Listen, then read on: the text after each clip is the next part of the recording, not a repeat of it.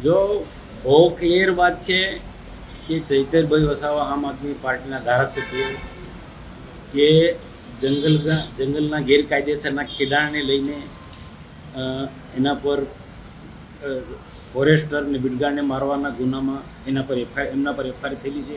એ ઉપરાંત બીજા 19 જેટલા ગુના એમના પર નોંધાયેલા છે.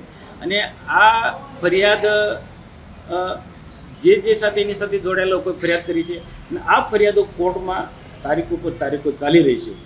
તો આ કોર્ટમાં જે કેસ ચાલ્યો કોર્ટમાં જે તારીખો ચાલી એ જે તે સમયે એમના જે વકીલોએ દલીલ કરી છે બચાવ પક્ષ માટે એ કોઈને કોઈ કારણસર વ્યવસ્થિત દલીલ ના કરી શક્યા.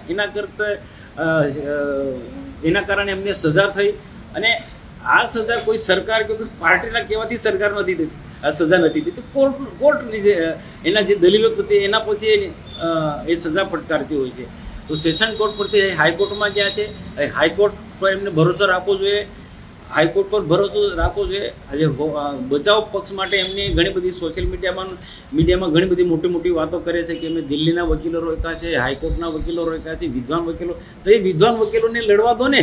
તમારે આ રેલી કાઢવાની કે હસ્તાક્ષર કરવાનું, રાષ્ટ્રપતિને આવેદનપત્ર આપવાનું, આ એક બાજુનો રાજકીય સ્ટન્ટ છે.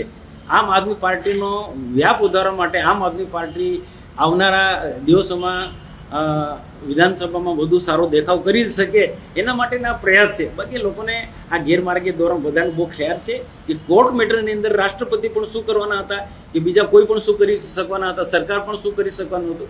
એ કાનૂની મુદ્દો છે. કાનૂની રીતના લડાઈ લડવો છે. એમની પાસે વિદ્વાન વકીલો છે. સુપ્રીમ કોર્ટના 2 વકીલો રોક્યા છે. રાજ્યના પણ હાઈકોર્ટના પણ સારામાં સારા વકીલો રોક્યા છે. અને ગોપાલ ઇટારિયા જેટલો વિદ્વાન વકીલ એમને બીજે ક્યાં મળવાનો હતો? એને હાથ લેવો જોઈએ ને. એના કોઈ એમને ગોપાલ ઇટાલિયાએ કોર્ટ પર ભરોસો રાખવો જોઈએ. આવું નાટકબાજી નહીં કરવી જોઈએ. હું સ્પષ્ટ માંગુ છું. ચેતર વસાવા જેલમાં હોય કે જેલની બહાર હોય, પરંતુ મનસુખ વસાવા ચેતર વસાવાને લઈને વાત ન કરે એવું ક્યારેય નથી બનતું. નર્મદા જિલ્લા સંકલન સમિતિની એક બેઠક હતી અને એ બેઠક બાદ મનસુખ વસાવા દ્વારા ડેડિયાપાડામાં કેટલા વિકાસના કામો કરવામાં આવ્યા છે એને લઈને વાત કરવામાં આવી. અને એનાથી પણ વિશેષ જો વાત કરવામાં આવે તો ચેતર વસાવા જે કેસને લઈને હાલ જેલમાં છે, એટલે કે ફોરેસ્ટ અધિકારીને જે મારવાના ચેતર વસાવા ઉપર આક્ષેપ લગાવવામાં આવ્યા છે, એ જે જમીન છે કે જ્યાં આખી ઘટના ઘટી હતી, એ જમીન ઉપર હાલ શું થઈ રહ્યું છે એ સવાલ પૂછવામાં આવ્યો મનસુખ વસાવા દ્વારા. અને હવે આ તમામ બાબતોને લઈને સૌથી પહેલા મનસુખ વસાવા દ્વારા શું કહેવામાં આવ્યું એ પર જે ફોરેસ્ટ વાળા સાથે દાદાગીરી કરી એ જમીન પર અત્યારે શું થઈ રહ્યું છે તે બાબતે આપણે સવાલ કર્યો તો શું જવાબ મળ્યો છે એમાં? આ પ્રશ્ન તમને ખબર પડી, ગુપ્ત પ્રશ્ન છે. એ આપને શું જવાબ મળ્યો છે એ બાબતે? એમાં શું છે, જાતના પ્રચાર થાય છે અને સોશિયલ મીડિયામાં લોકો અલગ રીતના એને અર્થઘટન સમજે છે કે વન ખાતું જંગલની જમીન ખેડતા ખેડૂતોને હેરાન કરે છે. વૃક્ષો કપાસ હોય કે ડાંગર હોય કે છોડવા ઉખેડી નાખી કપાસના અને ખેડૂતોને રંજાડે છે.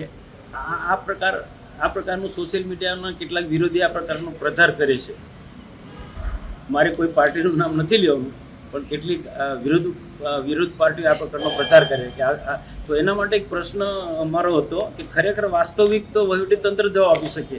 તો એમાં કીધું કે થોડા વર્ષો પહેલાં જંગલ હતું, ત્યાં એ જંગલ કાપીને ત્યાં ખેતી કરી અને ત્યાંના ફોરેસ્ટનર બિડગાડે આના માટે કાયદેસરની કાર્યવાહી કરવાના પ્રયત્નો કર્યા. પણ તે પ્રશ્ન એવો થાય કે ત્યાં આનો પંચાયત દાખલો આપી દે છે કે ખેડે છે. એટલે પંચાયતનો અધિકારી સર્વોપરી હોય છે. એટલે આનું પણ આખું વિસ્તૃતપૂર્વક ચર્ચા થઈ કે પહેલાં 5-6 વર્ષ પહેલાં જંગલ હતું એ ક્લિયર કીધું એમને ને એમની પાસે પુરાવા પણ છે. પણ એ જંગલો કપાઈ અને પછી એ ખેડાણ થયું એ નક્કી છે. પણ પંચાયતના દાખલાના આધારે એ ખેડૂત કાયદેસરનો બની જાય છે. તો આની પણ વિસ્તૃતપૂર્વક ચર્ચા થઈ. જે યોજનાનો લાભ મળ્યો હતો પ્રધાનમંત્રી કુસુમ યોજનાનો, તો આપણે નર્મદા જિલ્લામાં તે પણ ડેડિયાપાડામાં લગભગ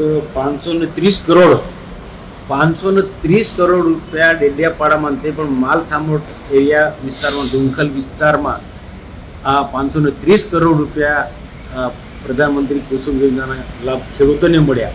ના બહુ